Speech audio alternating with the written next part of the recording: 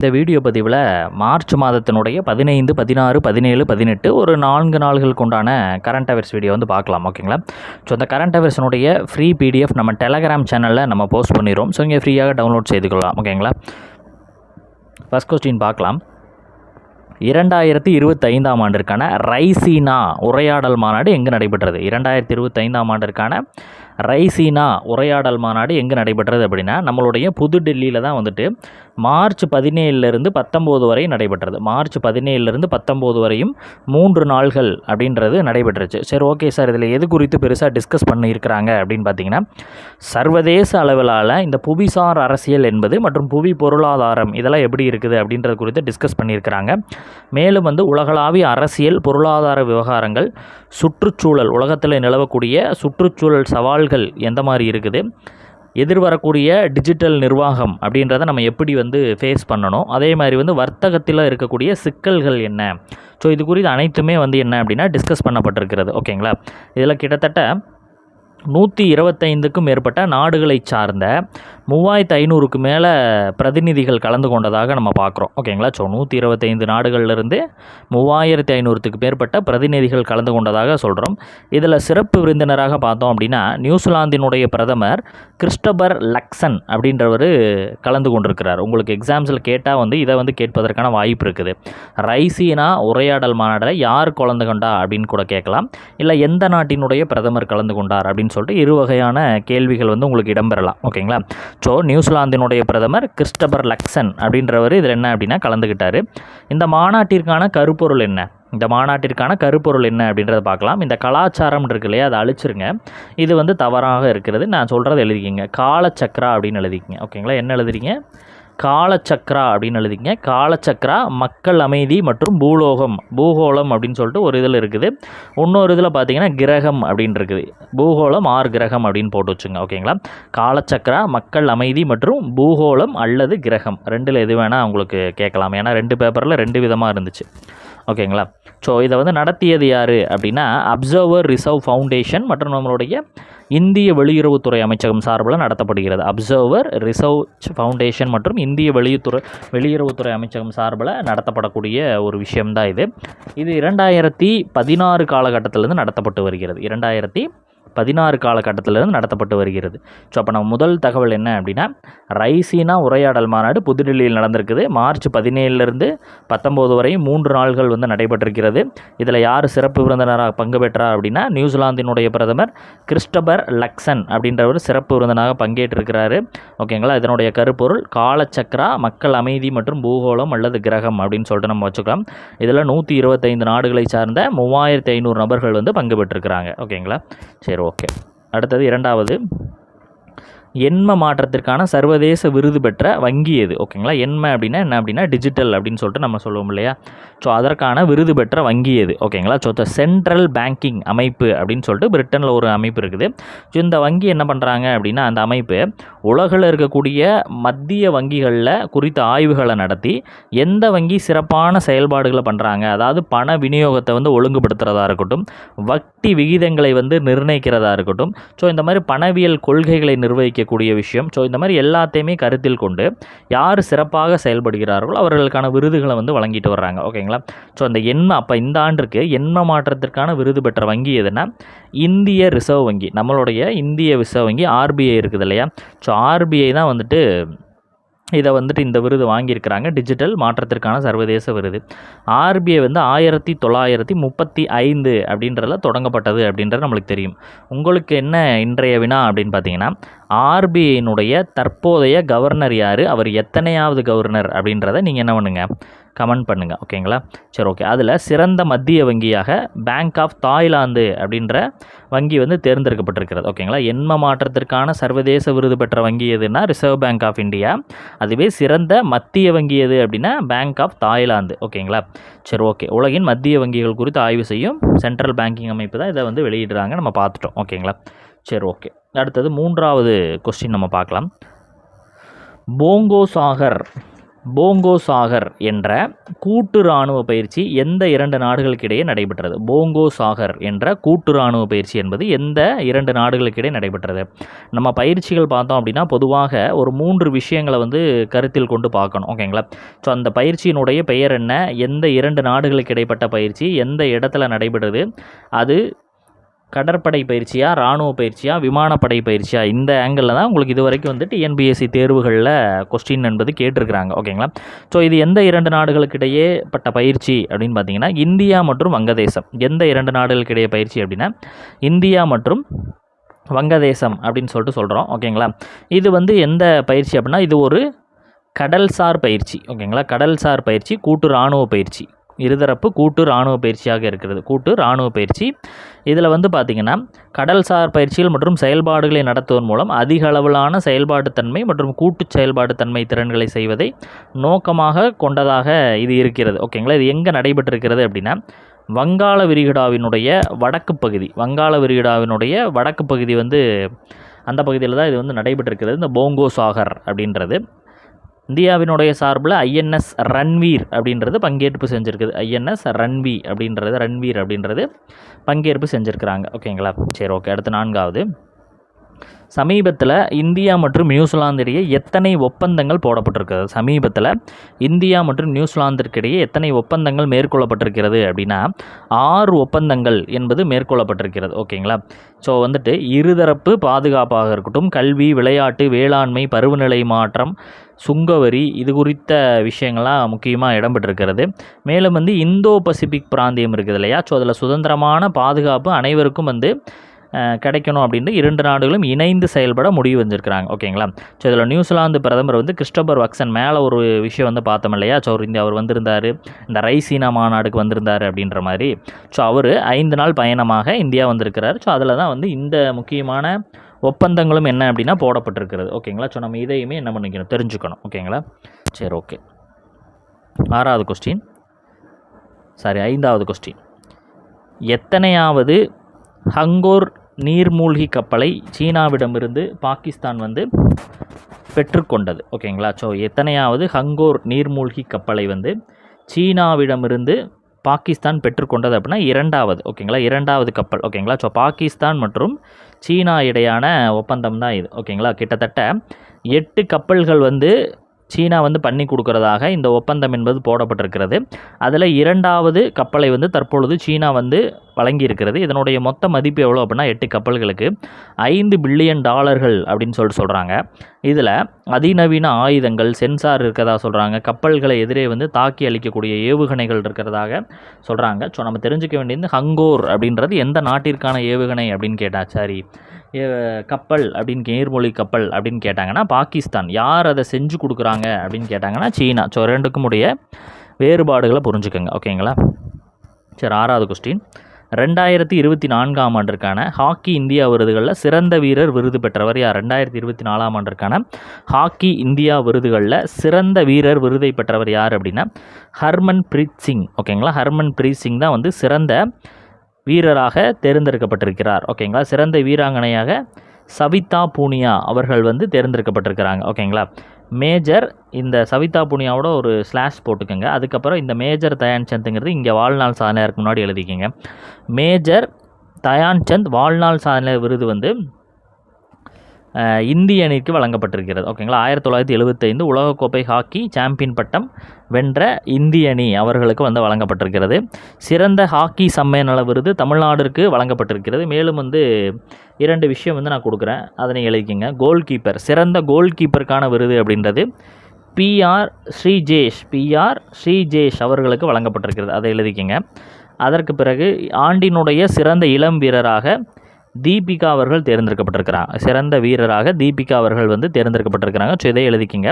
நம்ம இந்த ஹாக்கி அமைப்பு பார்த்திங்க அப்படின்னா 1925 நவம்பர் 7 வந்து தொடங்கப்பட்டது அப்படின்னு சொல்கிறாங்க. கிட்டத்தட்ட கணக்கெடுத்து பார்த்திங்க அப்படின்னா ஒரு 100 ஆண்டுகளை இது கம்ப்ளீட் பண்ணுது. ஓகேங்களா? ஸோ 100 இயர்ஸ் வந்து இது கம்ப்ளீட் பண்ணுது. ஸோ அதனால் கேட்பதற்கான வாய்ப்புகள் இருக்குது, பார்த்து வச்சுங்க. அடுத்தது 7வது, ஆஸ்திரேலியன் கிராண்ட் ஃப்ரீ 2025 முதல் சுற்றில் முதல் இடம் பிடித்தவர் யார்? ஆஸ்திரேலியன் கிராண்ட் ஃப்ரீ முதல் சுற்றில் வெற்றி பெற்றவர் யார் அப்படின்னா லாண்டா நோரிஸ் அவர்கள். ஓகேங்களா, மேக்ஸ் வெஸ்டாபன் இதில் வந்து 2ஆம் இடத்தை பிடிச்சிருக்கிறாரு. லாண்டா நோரிஸ் அப்படின்றவங்க மெக்லரன் அப்படின்னு சொல்லிட்டு அந்த இதை வந்து சார்ந்தவர். Max Verstappen Red Bull driver. ஓகேங்களா, இவர் வந்து மெக்லாரன் டிரைவர், இவர் வந்து ரெட்புல் டிரைவர். அடுத்து இருக்கக்கூடிய ஜார்ஜ் ரசல் அப்படின்றவங்க மெர்சிடஸினுடைய டிரைவர். ஓகேங்களா, ஸோ இந்த கிராண்ட் ஃப்ரீ அப்படின்றது குறித்து நம்ம பார்த்தோம் அப்படின்னா ஒரு ஆண்டில் கிட்டத்தட்ட 24 சுற்றுகள் என்பது நடத்தப்படும். ஓகேங்களா, ஸோ ஒவ்வொரு சுற்றுலையுமே ஒரு வெற்றியாளர்களை என்ன பண்ணுவாங்க, அறிவிப்பு செய்வாங்க. இருந்தாலுமே என்ன பண்ணுவாங்க அப்படின்னா ஒவ்வொரு சுற்றுலையும் ஒரு புள்ளிகள் வழங்குவாங்க. அந்த ஆண்டினுடைய 24 சுற்றுகளில் ஒவ்வொரு புள்ளியும் கூட்டி கடைசியாக யார் அதிகமாக இருக்காங்களோ அவங்களுக்கு அந்த விருதை வந்து கொடுப்பாங்க. ஓகேங்களா, சரி, ஓகே. அடுத்தது ஆசியான் மற்றும் அதன் பார்வையாளர் உறுப்பு நாடுகள் கீழ் இயங்கும் பயங்கரவாத எதிர்ப்புக்கான நிபுணர் பணிக்குழுவின் மாநாடு எங்கே நடைபெற்றது அப்படின்னா புதுடெல்லி. ஓகேங்களா, எங்கே நடைபெற்றது அப்படின்னா புதுடெல்லியில் தான் இது நடந்திருக்குது. இது வந்து 14வது மாநாடு. 14வது மாநாடு எப்போ தொடங்கி இருக்குது அப்படின்னா மார்ச் 19ஆம் தேதி தொடங்கி இருக்கிறது. இதில் முக்கியமாக வந்து 2 நாள்கள் இந்த மாநாடு என்பது நடந்திருக்குது. இதில் முக்கியமாக என்ன நம்ம பார்க்கணும் அப்படின்னா இந்தியா மலேசியா இணைந்து முதல் முறையாக இதை கண்டக்ட் பண்ணுறாங்க. இந்தியாவும் மலேசியாவும் இணைந்து இதில் முதல் முறையாக கண்டக்ட் பண்ணுறாங்க. ஸோ இதுதான் இதில் இருக்குது. இதில் எத்தனை பார்வையாளர்கள் நாடு அப்படின்னு பார்த்தீங்கன்னா 8 பார்வையாளர்கள் நாடு இந்த அமைப்புகளில் இருக்கிறாங்க. எத்தனை பார்வையாளர்கள் நாடு அப்படின்னா 8 பார்வையாளர்கள் நாடு என்பது இந்த இதில் இருக்கிறார்கள். ஓகேங்களா, சரி, ஓகே. அடுத்தது 9வது கொஸ்டின். சமீபத்தில் புதிதாக கண்டுபிடிக்கப்பட்ட புதிய வகை விலாங்கு மீனுக்கு என்ன பெயர் சூடப்பட்டிருக்கிறது? சமீபத்தில் புதிதாக கண்டுபிடிக்கப்பட்ட புதிய வகை விலாங்கு மீன். ஓகேங்களா, தமிழகத்தில் தூத்துக்குடி கடற்கரையில் பார்த்தீங்க அப்படின்னா இந்திய வேளாண் ஆராய்ச்சி சபை ஆராய்ச்சியாளர்களால் ஒரு விலாங்கு மீன் என்பது கண்டுபிடிக்கப்பட்டிருக்கிறது. அதற்கு வந்து என்ன பெயர் வைத்திருக்கிறாங்க அப்படின்னு சொல்லிட்டு நம்ம பார்க்கலாம். என்ன பெயர் வந்து வச்சுருக்கிறாங்க அப்படின்னா தமிழிகம் அப்படின்றது. என்னது தமிழிகம் பேருக்கு தெளிவாக எழுதுகிறேன் பார்த்துங்க. தமிழிகம் அப்படின்ற பெயர் வந்து வச்சுருக்கிறாங்க. என்ன பெயர் வச்சுருக்கிறாங்க அப்படின்னா தமிழிகம் அப்படின்ற பெயர் வச்சுருக்கிறாங்க. அதனுடைய அறிவியல் பெயர் தான் என்னது, இந்த அரியோசோமா தமிழிகம் அப்படின்ற பெயர் வந்து சூட்டப்பட்டிருக்கிறது. ஓகேங்களா, ஸோ தமிழிகம் என்ற பெயர் ஞாபகம் வச்சுங்க. அறிவியல் பெயர் கேட்டால் தான் அரியோசோமோ தமிழிகம் அப்படின்னு சொல்லிட்டு நம்ம சொல்லணும். ஓகேங்களா, இது பார்த்திங்கன்னா காங்கிரிடே அப்படின்ற ஒரு இனக்குடும்பத்தினுடைய விலாங்கு மீன் இனம் அப்படின்னு சொல்லிட்டு சொல்கிறாங்க. இந்த மீனுக்கு தமிழ் கலாச்சாரத்தை அடையாளப்படுத்தும் வகையில் தான் இந்த தமிழிகம் அப்படின்னு சொல்லிட்டு ஒரு பெயர் வந்து வைக்கப்பட்டிருக்கிறது. ஓகேங்களா, ஸோ உலக அளவில் பார்த்தோம் அப்படின்னா இது 243வது விலாங்கு மீன் சொல்கிறாங்க. உலக அளவில் எத்தனையாவது விலாங்கு மீன் சொல்கிறாங்க அப்படின்னா 243வது விலாங்கு மீன் இனம் அப்படின்னு சொல்கிறாங்க. இந்திய அளவில் பார்த்தோன்னா 32வது விலாங்கு மீன் இனம் அப்படின்னு சொல்கிறது. ஸோ உலக அளவில் 243, இந்திய அளவில் 32. ஓகேங்களா, ஸோ இது ரெண்டுமே பார்த்துங்க. இதனுடைய பெயர் மிக முக்கியம். இது ஒரு முக்கியமான கொஸ்டின் பார்த்து வச்சுங்க. தமிழிகம் அப்படிங்க. ஓகேங்களா, தமிழிகம். ஓகே, சர்வதேச மாஸ்டர்ஸ் லீக் T20 போட்டியில் சாம்பியனான அணி எது அப்படின்னா இந்தியா தான் இதில் வந்து சாம்பியன் வந்து ஆகியிருக்கிறாங்க. இது என்ன சார் அப்படின்னு கேட்டிங்கன்னா இன்டர்நேஷ்னல் மாஸ்டர்ஸ் லீக் அப்படின்னு சொல்லிட்டு வச்சுக்கோங்க. அதாவது வந்து ஓய்வு பெற்ற வீரர்களுக்கான ஒரு கிரிக்கெட் போட்டி. ஓகேங்களா, இந்திய அணியினுடைய கேப்டன் யார் அப்படின்னா சச்சின் டெண்டுல்கர் அவர்கள். ஓகேங்களா, மாஸ்டர் பிளாஸ்டர் அப்படின்னு சொல்லிட்டு சொல்லுவோம் இல்லையா. ஸோ கிரிக்கெட் காடு அப்படிலாம் சொல்லுவோம், நிறைய பெயர்கள் அவருக்கு இருக்குது. ஸோ அவர் தலைமையிலான இந்திய அணி தான் இதில் பங்கு பெற்றுச்சு. ஓகேங்களா, அவங்க தான் இப்போ சாம்பியன் பட்டத்தையும் வந்து வாங்கியிருக்கிறாங்க. தொடக்கத்தில் 6 அணிகள் அப்படின்றது இதில் பங்கு பெற்றார்கள். ஓகேங்களா, India, Australia, west Indies, Sri Lanka, south Africa மற்றும் இங்கிலாந்து ஒரு 6 அணிகள் வந்து இதில் பங்கு பெற்றாங்க. அதில் கடைசி போட்டியில் இந்தியாவிற்கும் வெஸ்ட் இண்டீஸுக்கும் இடையேயான போட்டி என்பது நடைபெற்றுச்சு. அதில் இந்தியா வந்து வெற்றி பெற்றிருக்கிறார்கள். ஓகேங்களா, சரி, ஓகே. அடுத்து சில முக்கிய எக்ஸ்ட்ரா பாயிண்ட்ஸ் பார்க்கலாம். சட்டப்பேரவைத் தலைவருக்கு எதிரான தீர்மானம் தோல்வி. ஓகேங்களா, நம்ம தமிழகத்தினுடைய சட்டப்பேரவைத் தலைவர் அப்பாவு இருக்கார் இல்லையா, அப்பாவு அவர்களுக்கு எதிராக அதிமுக என்ன பண்ணியிருந்தாங்க அப்படின்னா ஒரு எதிரான நிலைப்பாட்டை கொண்டு வந்திருக்கிறாங்க. ஓகேங்களா, ஸோ அதற்கு வந்து எதிர்ப்பு வந்து 154 பேர் வந்து ஆதரவு ஓட்டு போட்டிருக்கிறாங்க. ஆதரவு 63 பேர். அதாவது டிஎம்கே மற்றும் டிஎம்கேவினுடைய சார்பு கட்சிகள் எல்லாமே எதிர்ப்பு தெரிவிச்சிருக்கிறாங்க. ஏடிஎம்கே எம்எல்ஏக்கள் வந்து என்ன அப்படின்னா ஆதரவு தெரிவிச்சிருக்கிறாங்க. ஓகேங்களா, ஒரு உறுப்பினர் முன்மொழிந்த தீர்மானத்தை விவாதத்துக்கு எடுக்க பேரவை விதி 70(2) இன்படி 35க்கும் குறைவானவர்கள் ஆதரவு இருக்கணும். இப்போ வந்து இந்த மாதிரி வந்து தீர்மானம் கொண்டு வராங்க இல்லையா? ஸோ இந்த மாதிரி தீர்மானம் கொண்டு வரும்போது அதை வந்து ஒரு கன்சிடரேஷனுக்கே எப்போ எடுத்துக்குவாங்க அப்படின்னா, இந்த 35 நபர்களாவது இருக்கணும். ஓகேங்களா? 35க்கும் குறையாத உறுப்பினர்களின் ஆதரவு இருந்தால் தான் அதை வந்து இம்ப்ளிமெண்ட்டே பண்ணுவாங்க. ஓகேங்களா? ஸோ இப்போ அப்படி வந்து இவங்க 63 பேர் இருக்கனால அதை வந்து 35 பேருக்கு மேலே இருக்கனால அவங்க இம்ப்ளிமெண்ட் பண்ணி அதை வந்து கொண்டு வந்தாங்க. ஆனால் வந்து தோல்வி அடைந்துருச்சு. ஓகேங்களா? சரி, ஓகே. அடுத்தது நிதி நிர்வாகம் குறித்த ஒரு ஆவண நூல் வந்து வெளியிடப்பட்டிருக்கிறது.